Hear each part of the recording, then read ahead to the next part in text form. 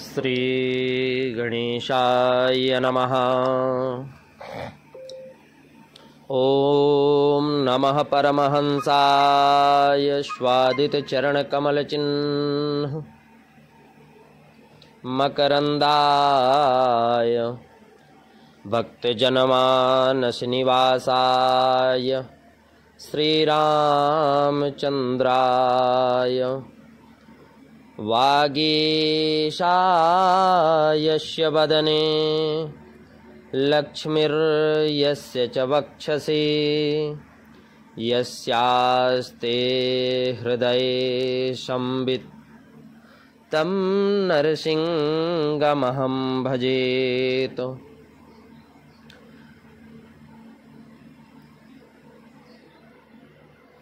नीलाम्बुजश्यामलकोमलाङ्गं सीतासमारोपितवामिभाङ्गं पाणौ महाशायकचारुचापं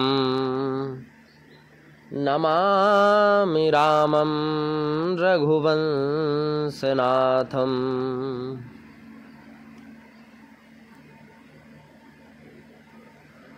कृष्ण त्वदीयपदपङ्कजपञ्जरान्ते लम्बोदरं परमसुन्दरमेकदन्तं पीताम्बरं त्रिनयनं परमं पवित्रम् उद्दद्दिवाकरनिभोज्ज्वलकान्तिकान्तं विघ्नेश्वरं सकलविघ्नहरं नमामि। विघ्नेश्वरं सकलविघ्नहरं नमामि।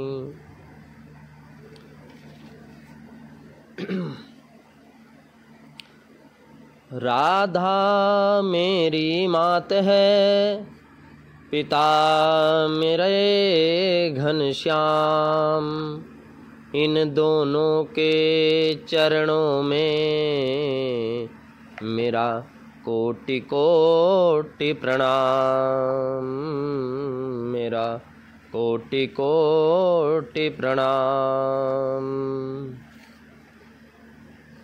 श्री राधा माधव भगवान की जय। परम मंगलमय परात्पर श्री राधा माधव भगवान की महती कृपा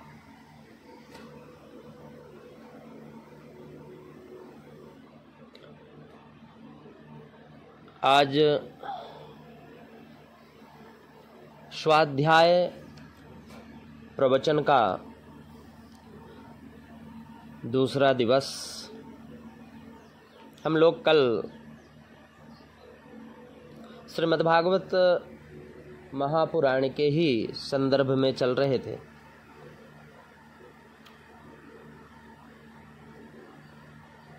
और अपने द्वारा अपना संसार समुद्र से उद्धार कैसे करें, संसार सागर से उद्धार कैसे करें और अपने को अधोगति में न डालें, क्या उपाय करें, क्योंकि यह मनुष्य आप ही तो अपना मित्र है और आप ही अपना शत्रु है। यदि मनुष्य मान अपमान सुख दुख हानि लाभ में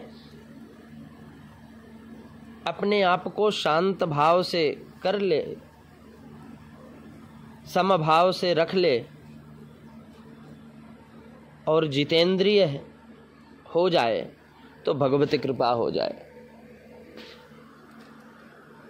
भगवान गीता में स्वयं कहते हैं, यो मां पश्यति सर्वत्र सर्वं चामयि पश्यति तस्याहं न प्रणश्यामि स च मे न प्रणश्यति।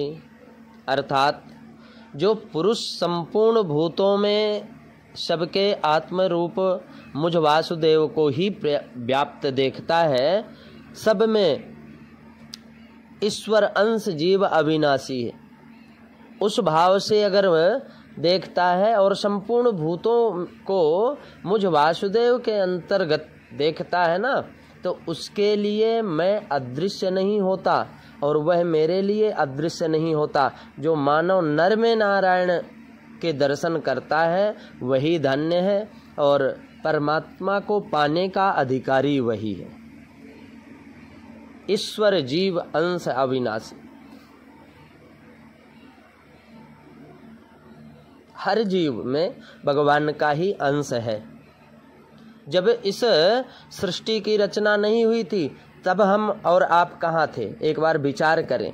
तब हम सब परमात्मा के परम धाम के अंदर थे। गीता में भी कहा है कि द्वामिमौ पुरुषौ लोके सराक्षर क्षर एव चा क्षरः सर्वाणि भूतानि कूटस्थोच्चर उच्यते। अर्थात क्षर और अक्षर दो पुरुष हैं। क्षरः सर्वाणि भूतानि क्षरत इति क्षरः, अर्थात जो 14 लोक हैं वे क्षर हैं, और अर्थात क्षरत इति क्षरः का मतलब है जिसके नित्य परीक्षण नाश हो रहा है, जिसका नित्य प्रतिक्षण नाश हो रहा है, और जो क्षण क्षण मिट रहा है वह क्षर है। अक्षर जो क्षर को बनाता है वह अक्षर है। कूटस्थः कूटस्थो क्षरः, अर्थात बनाने वाला परंतु उत्तम पुरुष परम ब्रह्म परमात्मा इससे परे हैं, जिसे कहते हैं पूर्ण ब्रह्म, जिसे हम आरती में गाते हैं कि पूर्ण ब्रह्म ब्रह्म से न्यारे आनंद अखंड अपारा शिव सनकादिक आदिक इच्छित शेष न पावत पारा। वह पूर्ण ब्रह्म परमात्मा है जिसके अंदर थे हम सब।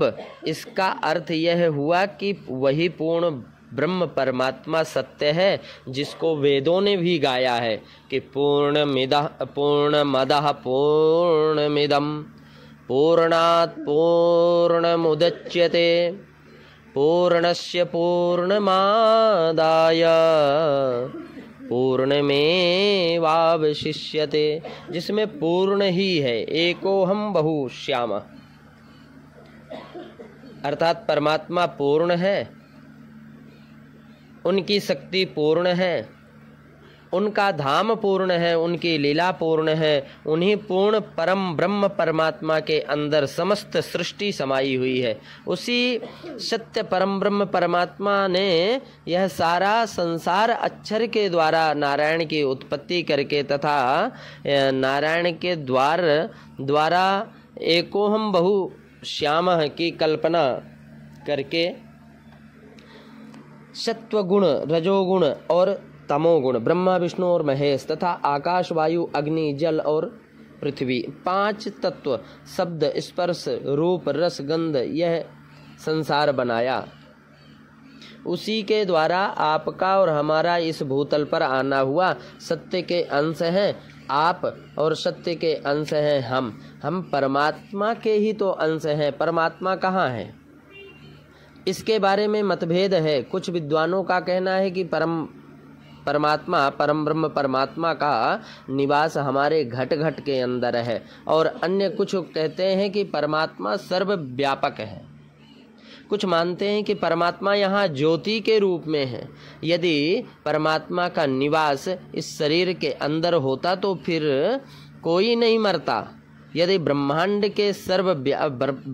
में सर्वव्यापक होता तो सबको देख सकते थे। वह सर्वव्यापक होते हुए भी दिखाई क्यों नहीं देते? क्योंकि वे इंद्रियों से परे हैं।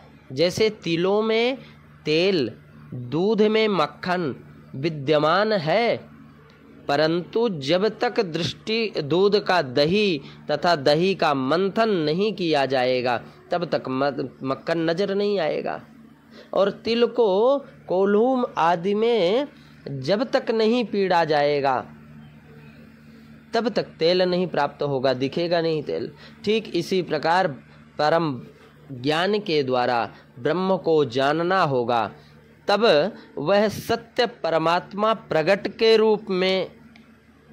के रूप से जाने जाएंगे। जैसे दिन में प्रकाश तो सूर्य का होता है, लेकिन भूतल पर प्रकाश फैलाने किरणें ही आती हैं, सूर्य नहीं आता कभी भी।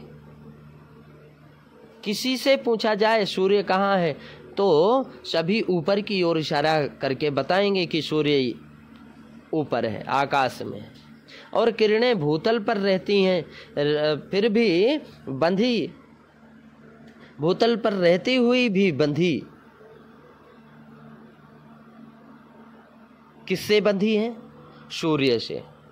अब सूर्य और किरण दो नहीं है, एक ही है। जैसे सूर्य का प्रकाश किरणों के द्वारा सारे ब्रह्मांड में फैलता है, वैसे ही उस परम ब्रह्म परमात्मा का प्रकाश सारे ब्रह्मांड में है, परंतु परम ब्रह्म अपने परम धाम में है। उसी परम ब्रह्म को हमें जानने के लिए उसी एक परम ब्रह्म को संत जन, ज्ञानी जन, ब्राह्मण जन अलग अलग रूपों में मानते हैं और जानते हैं। जैसे सूर्य एक है परंतु उसके अनेक नामों से जाना जाता है। हिंदी जानने वाले सूर्य को सूरज, सूर्य, रवि आदि कहते हैं। अंग्रेजी भाषा में इसको सन कहते हैं, और मुसलमान सूर्य को नूर कहकर पुकारते हैं। परंतु सूर्य तो एक ही है ना। उसी प्रकार परमात्मा को भी भक्तों ने, मुनियों ने, संतों ने अलग अलग नाम से पुकारा। किसी ने राम कहा तो किसी ने श्याम कहा तो किसी ने कृष्ण कहा तो किसी ने हनुमान, किसी ने ओम के रूप में नाम से पुकारा, तो किसी ने कहा कि सत साहिब, परंतु सच्चिदानंद के नाम से कोई मतभेद नहीं है। सबकी मान्यता है कि परमात्मा सत्य है, सत्य, चित और आनंद। दूसरे शब्दों में हम कह सकते हैं कि जो सत्य, चैतन्य और आनंद से परिपूर्ण है, चैतन्य सत्य और आनंद से परिपूर्ण है, और आनंद से जो सत्य है और चैतन्य से जो परिपूर्ण है, वही सच्चिदानंद पूर्ण परमात्मा परम ब्रह्म है।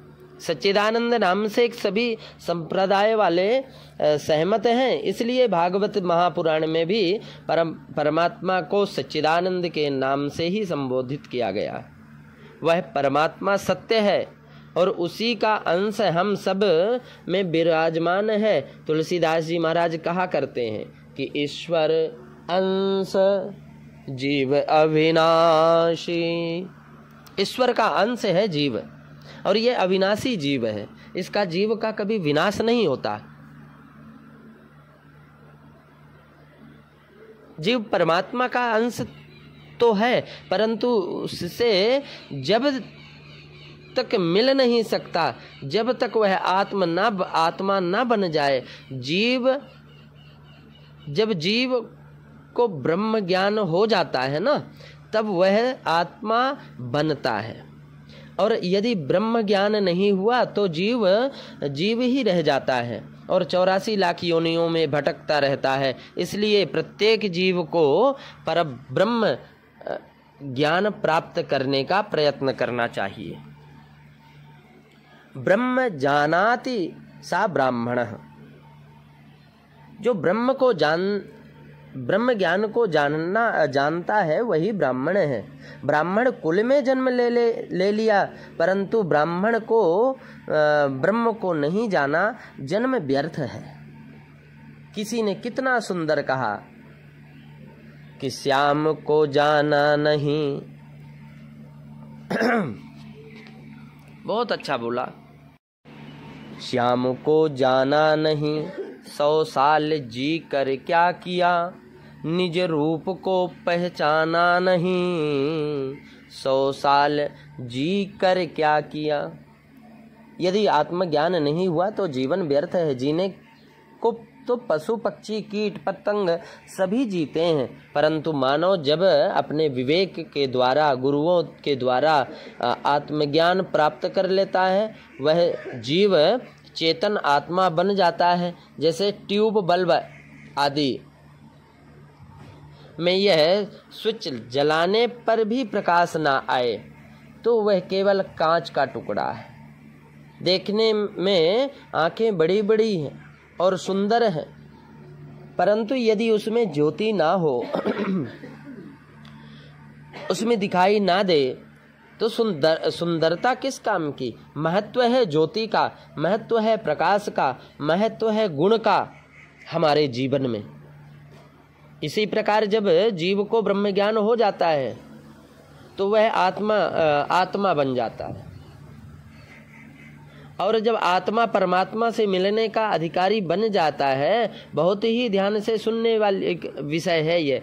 यदि मंगलाचरण को आपने अच्छी तरह से समझ लिया तो सारी भागवत आपको अच्छी तरह समझ में आ जाएगी। जब जीव ब्रह्म को जान लेता है तो आत्मा बनने के बाद चेतन आत्मा आनंद को पाना चाहती है। सुख और आनंद में बहुत बड़ा अंतर है। जो सांसारिक साधनों के माध्यम से हमें अनुभव होता है उसे सुख कहते हैं। जैसे सर्दी है ना, सर्दी के मौसम में हीटर रख लें, शॉल रख लें, कम्बल रख लें, भोजन गर्म हो आदि सुख की अनुभूति देते हैं। वही चीजें गर्मी में दुख का कारण बनती है कि नहीं। और इसके साथ सुख और दुख दिन के पीछे रात, जन्म के बाद मृत्यु अवश्यम भावी है। ये जो द्वंद्व खत्म होने वाला नहीं है, लेकिन आत्मा जो आनंद चाहती है वह अमर है, अमिट है, और उसका स्रोत है परमात्मा। आत्मा और परमात्मा से के मिलन में जो अनुभूति होती है ना, उसे हम आनंद कहते हैं। ये संसार के आनंद से आनंद नहीं कहते, ये सुख है। सुख है ना, और जब सुख नष्ट होगा तो दुख आ जाएगा। सुख और दुख का विषय है किसका? मन का विषय है। सुख और दुख मन का विषय है, आत्मा का नहीं है। कोई महात्मा लोग अपने शरीर को साधना के द्वारा संयमित बना लेते हैं, उनको सुख और दुख का अनुभव नहीं है, और अगर होता है तो ना के बराबर होता है। राजस्थान में ज्येष्ठ आषाढ़ के महीने में भयंकर गर्मी पड़ती है। एक बार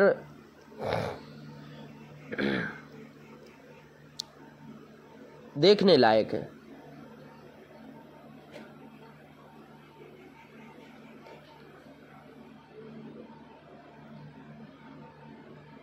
रतनगढ़ साइड में एक संत तपस्वी जलती हुई बालू रेत पर बैठा ध्यान मग्न थे। ऊपर से धूल पड़ रही थी हवा के कारण। नीचे से रेत इतनी गर्म, लेकिन उसे कोई भान नहीं था, क्योंकि उन्हें ध्यान में वो इतना आनंद आ रहा था उनको कि शरीर का उन्हें भान, शरीर का उनको ध्यान, शरीर का उनको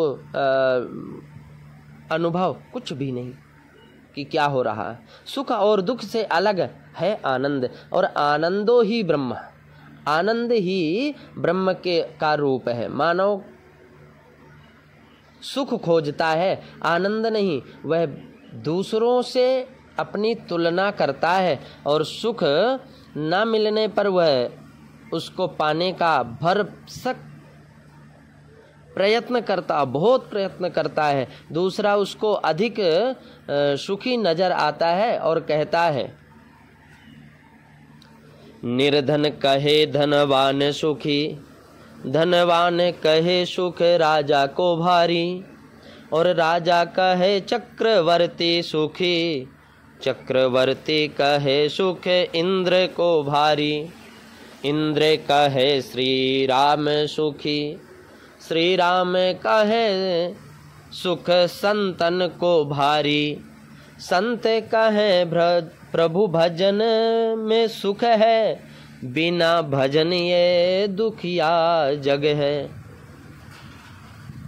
इसको एक अलग तरीके से और कुछ महात्मा कहते हैं कि निर्धन कहे धनवान सुखी, धनवान कहे सुख राजा को भारी, राजा कहे महाराजा सुखी, महाराज कहे सुख इंद्र को भारी, और इंद्र कहे सुख ब्रह्मा को भारी, और ब्रह्मा कहे सुख विष्णु को भारी, और तुलसीदास विचार करें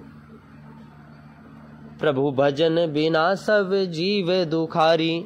भजन के बिना सभी जीव दुखारी हैं, दुखी हैं। निर्धन तो अपना दुख किसी को पूछने से बताता है, परंतु धनवान अपना दुख बिना पूछे ही बताने लग जाता है। लेकिन सबके समान नहीं, उसको बताने में उसे एकांत चाहिए। मुझे कहते हैं महाराज जी मैं अकेले में आपसे मिलकर कुछ कहना चाहता हूँ। काफ़ी लोग मंगलवार को कई तो ये कहना चाहते हैं कि मैं एकांत में मिलना चाहता हूँ।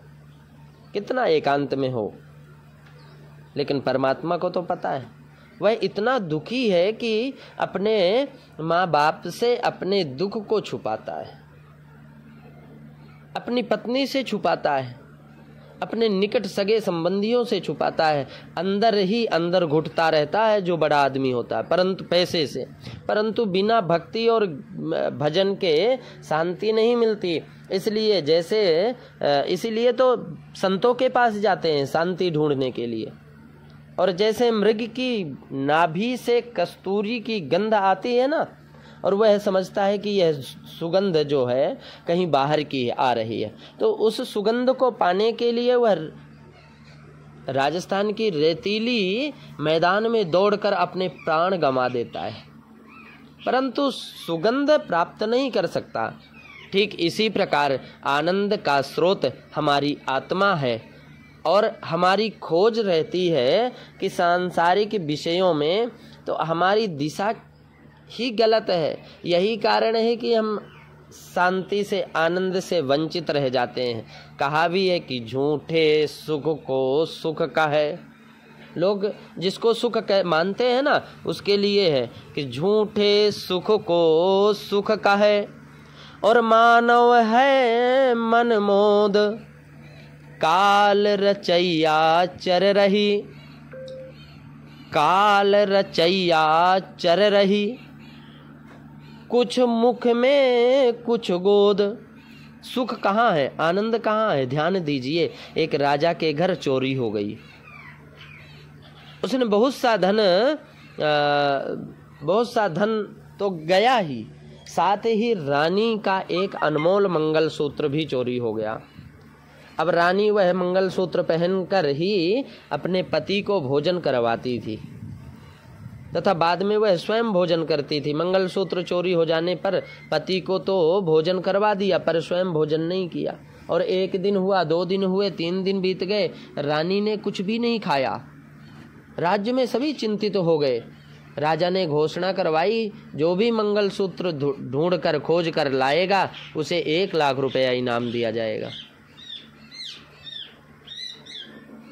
सभी हार की खोज में निकल पड़े। अचानक एक युवक को हार नदी में दिखाई दिया, दौड़ा दौड़ा गया राजा के पास और आया और कहने लगा, महाराज मंगलसूत्र नदी के किनारे पानी में पड़ा हुआ है। सुनते ही सभी राजा, रानी, मंत्री व अन्य जितने भी लोग थे उस मंगलसूत्र को पाने के लिए नदी के किनारे आए। उस युवक ने मंगलसूत्र पानी से निकालने के लिए ज्यों ही छलांग लगाई, त्यों ही पानी हिलने के कारण मंगलसूत्र आगे दिखाई देने लगा। युवक ने उसके पीछे दौड़ता रहा। अंत में पानी इतना गहरा हो गया कि युवक उसी में डूब गया। पानी में हलचल न होने के कारण मंगलसूत्र फिर वहीं किनारे पर दिखाई देने लगा। दूसरे व्यक्ति ने मंगलसूत्र को निकालने के लिए फिर छलांग लगाई। उसका भी वही हाल हुआ जो पहले वाले का हुआ। उसी दिन के उसी नदी के किनारे एक महात्मा अपनी कुटिया बनाकर रहते थे। उसने सब नज़ारा ये जब देख रहे थे, वो महात्मा जी भीड़ में आकर कहने लगे, राजन, दो व्यक्ति हार को निकालने के लिए नदी में कूदे परंतु डूब गए। गौर कीजिए राजन, पानी में मंगलसूत्र